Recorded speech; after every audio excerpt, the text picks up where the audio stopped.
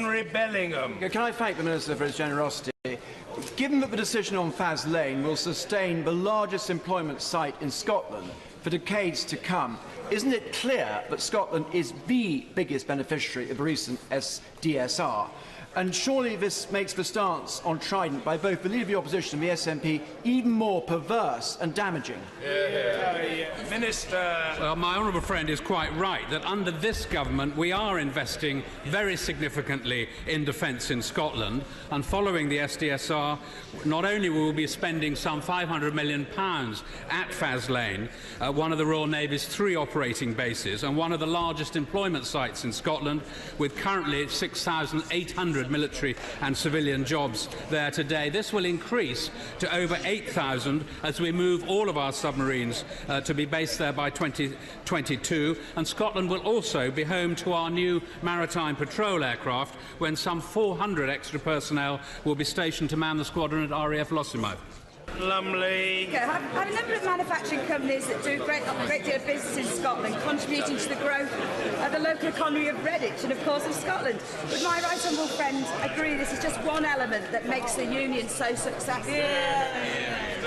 I do agree with the honourable lady. It's a fundamental part of the growth in Scotland's economy that we're part of a single market within our United Kingdom. I had the pleasure recently to visit Alexander Dennis, the bus manufacturer in Falkirk, and I'm sure they would agree that the rest of the United Kingdom is one of their most important markets.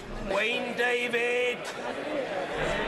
Mr. Speaker, the North Sea oil and gas industry is obviously vital to Scotland's economy. Yesterday, a Scottish nationalist MSP claimed that there is no crisis in the industry, even though it has been estimated that 65,000 jobs have been lost since 2014. The SNP clearly inhabits a different world to everybody else. So can the Secretary of State tell us what his government is doing to support the oil industry and what it is doing to protect the thousands of jobs which depend on it?